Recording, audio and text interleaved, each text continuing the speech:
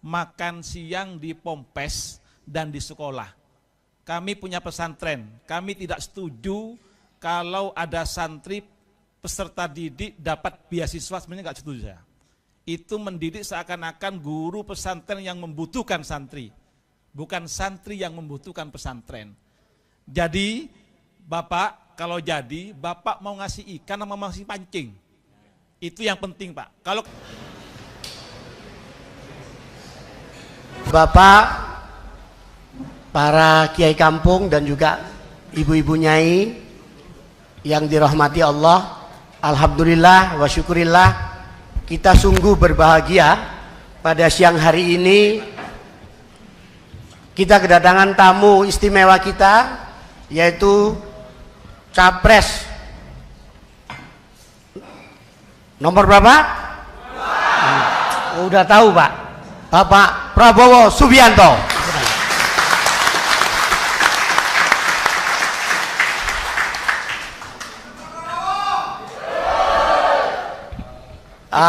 Bapak-bapak, ibu sekalian, atas nama Sohibul Hajat, Sohibul Bait, yaitu Abah Syekh Najib Salim At-Tamimi yang duduk di sebelah kiri Pak Prabowo, juga mengucapkan selamat datang pada Pak Prabowo yang alhamdulillah kita berterima kasih sekali karena kita mengundang semua capres yang ada dari 3 capres itu, tapi yang langsung memberikan respon siap untuk hadir adalah Pak Prabowo. Ini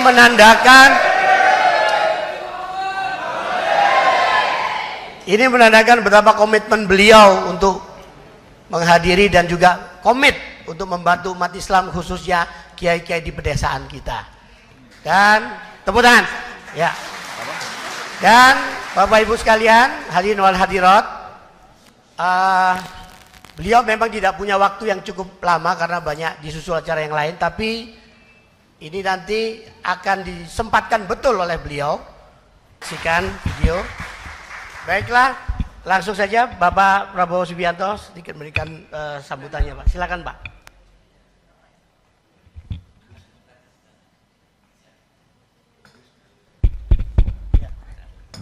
Bismillahirrahmanirrahim. Assalamualaikum warahmatullahi wabarakatuh. Waalaikumsalam warahmatullahi wabarakatuh.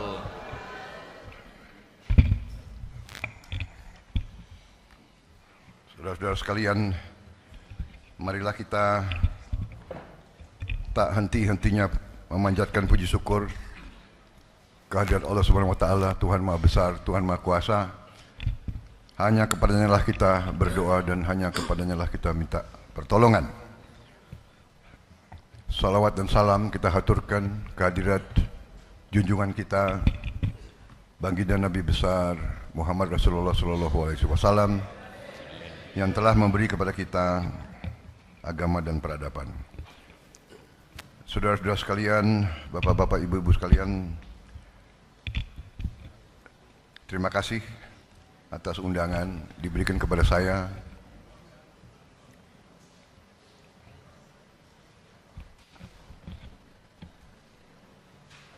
Ada mic yang ini kan? Ya. Kalau saya nggak berdiri, ini bisa ya? Oh, bisa Pak. Yang di belakang nggak lihat saya gitu ya?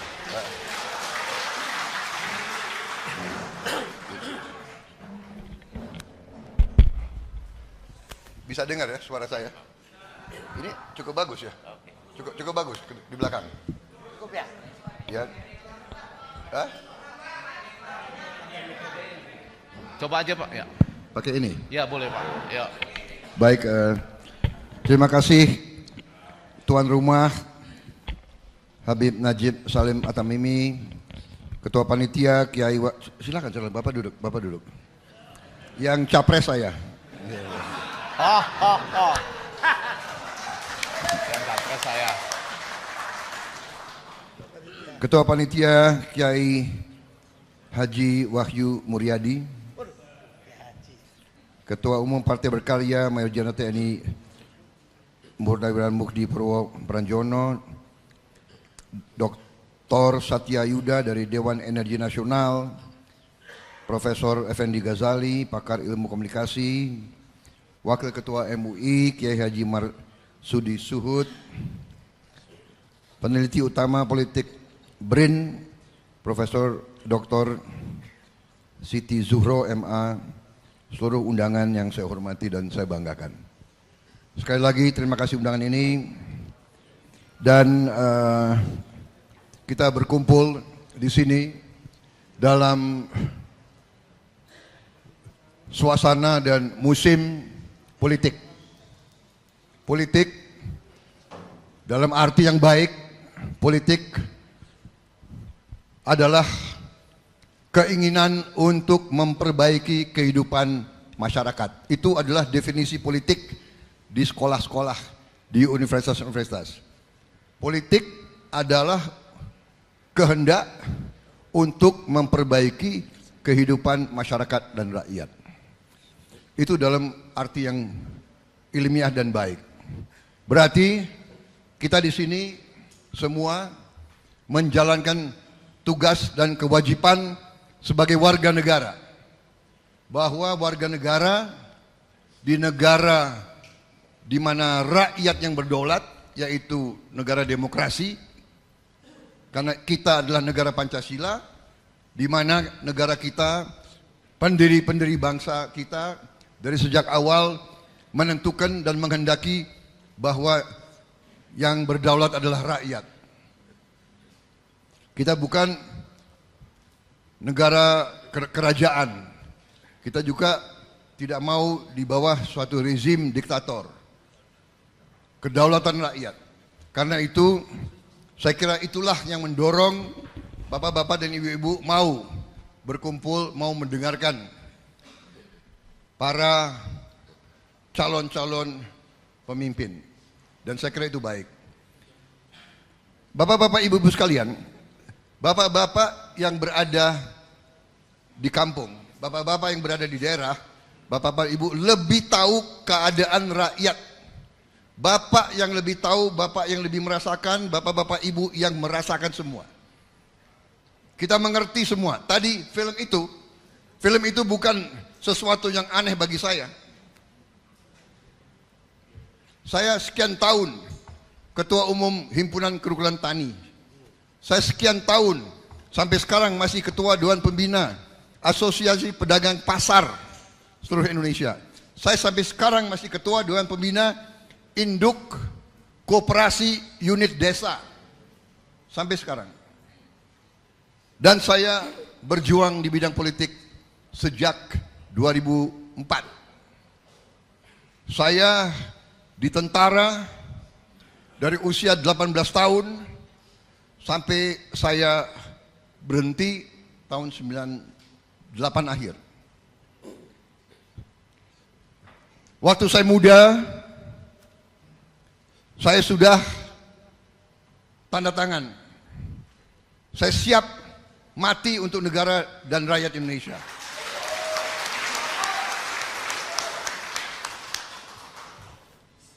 Dan saya memilih berbakti dan mengabdi di pasukan tempur, di pasukan khusus.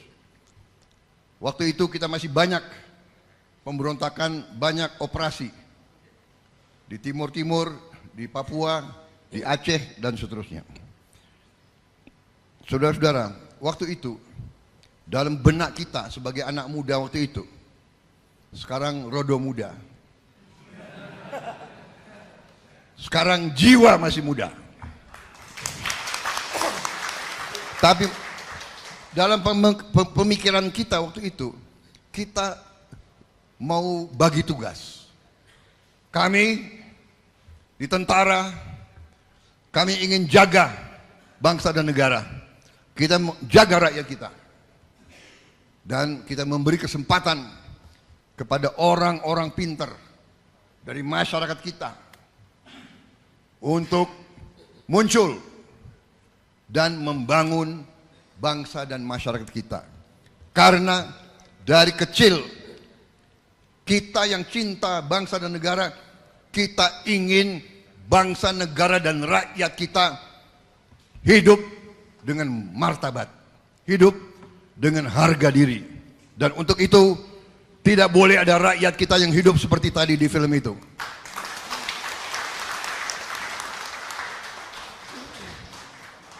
kita faham dan kita mengerti tujuan kemerdekaan adalah rakyat tidak hidup dalam kemiskinan seperti itu.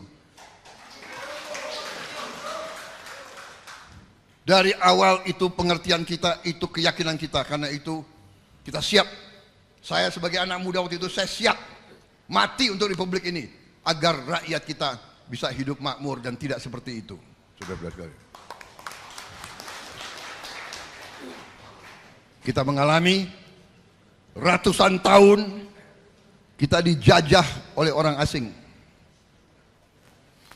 Ratusan tahun. Dan kita tahu dari sejarah, kita faham, kita mengerti bahwa kekayaan kita terus diambil. Kekayaan kita terus, bukan kita yang ke Eropa, orang Eropa yang ke sini. Mereka datang waktu itu, mereka cari kekayaan kita, rempah-rempah kita, karet kita, minyak kita, semua. Dan mereka memperlakukan kita sebagai makhluk yang rendah. Kita disuruh kerja paksa. Kita tidak punya harga diri. Bahkan di tempat-tempat umum mereka pasang papan-papan prasasti Honden and Inlander Verboden. Saya masih lihat Letnan 1 Prabowo Subianto tahun 78, Komandan Kompi 112, Grup 1, para komando Kopassus. Saya masih lihat di kolam renang Manggarai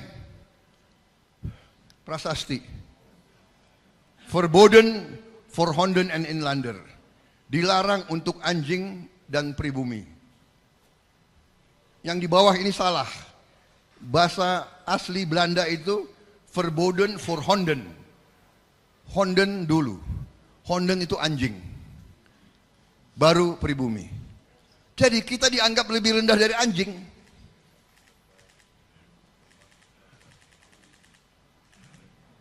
Jadi bapak-bapak sekalian, adegan tadi dalam video, ini sama. Tiap mereka menjajah itu, ini di India. Di India, dogs or Indians not allowed. Dogs and Indians, di sana kan orang India. Selalu pribumi, selalu orang India. Kita selalu kita dianggap di bawahnya anjing. Saya ini perlu sampaikan karena banyak di sini banyak generasi penerus ya, bahwa kita lupa bahwa kita selalu diadu domba, kita selalu dipecah belah sampai hari ini. Dulu VOC namanya, dulu Kenil, sekarang pakai macam-macam yang lain. Saya ini bukannya saya mau ajarkan kita benci orang asing, tidak. Saya tidak mengajak kita benci siapapun. Saya tidak mengajak kita benci orang barat, tidak. Tapi kita jangan jadi terlalu lugu. Jangan terlalu bodoh. Karena kita ini terlalu ramah kadang-kadang. Ini budaya kita. Iya kan? Budaya kita ini ramah. Coba kalau ada tamu datang ke rumah kita. Kalau ke rumahnya Pak Atta Mimi, wajar, ya kan? Rumahnya luar biasa ini, ya kan? Lebih besar dari rumah saya itu.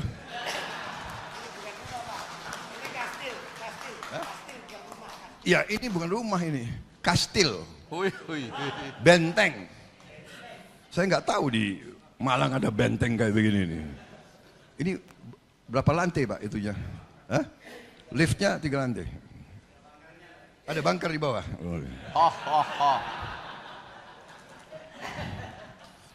Tapi coba ya, di rumah kalau bapak-bapak kedatangan tamu, iya kan? pasti tamunya dipersilahkan kan? Monggo, monggo. Pinara, monggo. Dan kalau perlu pinjam gula ke tetangga. Iya kan Bu? Hah? Kurang beras pinjam beras. Kalau sekarang super mie, ya kan? Tamu dihormati. Lihat, mohon maaf karena Bapak Prabowo ini mau segera meninggalkan tempat ada jalan lain. Jadi ini 2 pertanyaan. Bu, silakan Pak Effendi. Tes. Ya, satu yai dan satu nyai ya. Boleh ya?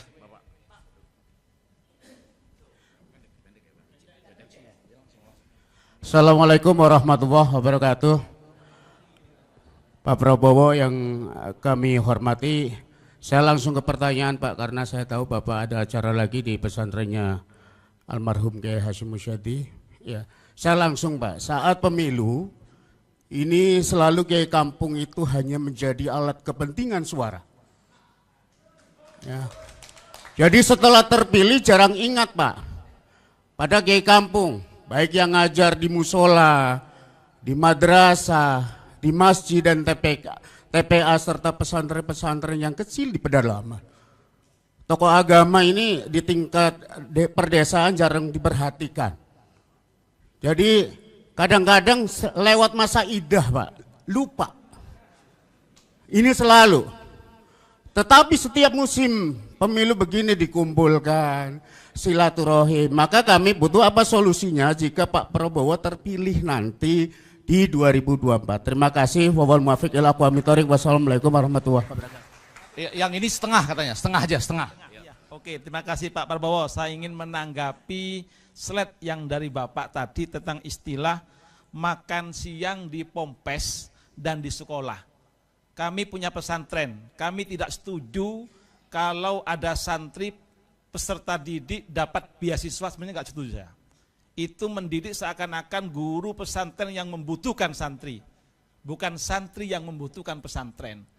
Jadi Bapak, kalau jadi Bapak mau ngasih ikan sama mau ngasih pancing, itu yang penting Pak. Kalau kasih ikan kami tidak butuh, itu menjadikan peserta menjadi nakal. Tapi kalau dikasih pancing, insya Allah nanti apa yang disampaikan Bapak akan berhasil. Ibu satu ya. Assalamualaikum. Ada dua. Dua. Ini pada tadi Pak, dari tadi ini. 1. Assalamualaikum warahmatullahi wabarakatuh.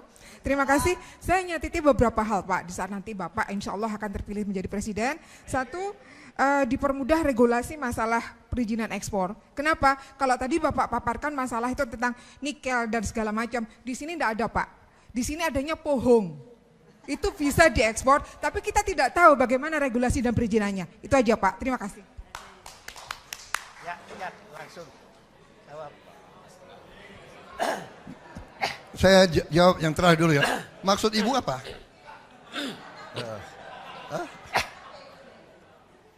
Iya.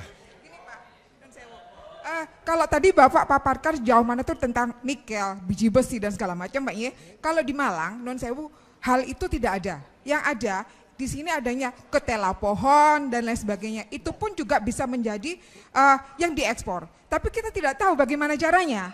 Jadi regulasinya dipermudah dan pendidikan untuk itu bisa Ya, jadi Bu, Malang kan bagian dari Indonesia. Iya kan? Malang membutuhkan sekolah, membutuhkan rumah sakit, membutuhkan aspal. Memang di Malang nggak ada aspal, aspalnya dari Buton. Jadi kita ini satu kesatuan. Kita satu bangsa dan satu negara. Jadi ini semua adalah untuk membiayai guru-guru yang Bapak tadi mengeluh dan merasakan penghasilan kita kurang. Kan begitu. Bagaimana kita meningkatkan? Bapak tanya solusi. Solusinya adalah untuk meningkatkan penerimaan uang. Baru kita bisa perbaiki kondisi hidup guru, dokter, perawat, semuanya kita perbaiki. Kalau nggak ada penerimaan bagaimana? Kalau kekayaan kita mengalir terus ke luar negeri bagaimana? Ya Bu ya. Jadi saya mengerti. Ketela, singkong, sangat strategis. mungkin singkong kita butuh untuk Indonesia juga. Ya kan? Karena kita sekarang import gandum. Padahal gandum tidak bisa kita tanam di Indonesia. Ya, jadi saya kira itu jawabannya ya. Jadi kita tidak bicara Malang saja. Nggak bisa. Ya, jadi kira-kira bisa Bapak bisa mengerti nggak? Bagaimana ada seorang calon pemimpin atau pemerintah yang hanya janji-janji saja? Ya kan, saya akan perbaiki semua gaji guru-guru di semua. Bagaimana? Uangnya dari mana? Makanya saya jelaskan, uangnya dari sini. Kekayaan harus kita kelola. Harta kita harus kita kelola dengan baik. Kita akan jadi negara sangat makmur. Nah, tadi Bapak katakan saya tidak paham. Jadi kalau Bapak tidak mau terima nggak apa-apa. Loh, kita mau bantu kok. Ya, loh, pemerintah lihat sekarang anak-anak kita kurang gizi. Jadi yang kurang gizi kita bantu. Yang sudah cukup gizi yang tidak mau terima bantuan ya tidak ada masalah. Ya bagaimana? Bagaimana? Kalau Bapak tidak mau terima bantuan, nggak apa-apa. Kita akan salurkan ke yang perlu bantuan. Kan Bapak tadi mengatakan tidak mau terima beasiswa kan? Ya bagaimana? Artinya dari pihak pemerintah lebih banyak konsentrasi kasih pancingnya, jangan hanya konsentrasi pada ikannya. Oh, pasti kita lebih senang kasih pancing. Bapak tahu pemerintah Jokowi sudah bikin apa? Bapak pernah dengar dana abadi pesantren? Bapak sudah dengar? Pernah ada sebelum ini? Kan baru sekarang kita bikin dana abadi pesantren, ya. Kita mau kasih pancing. Ya. Kita mau kasih pancing.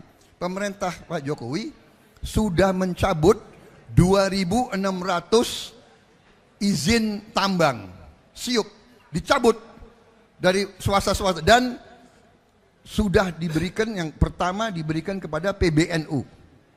Yang pertama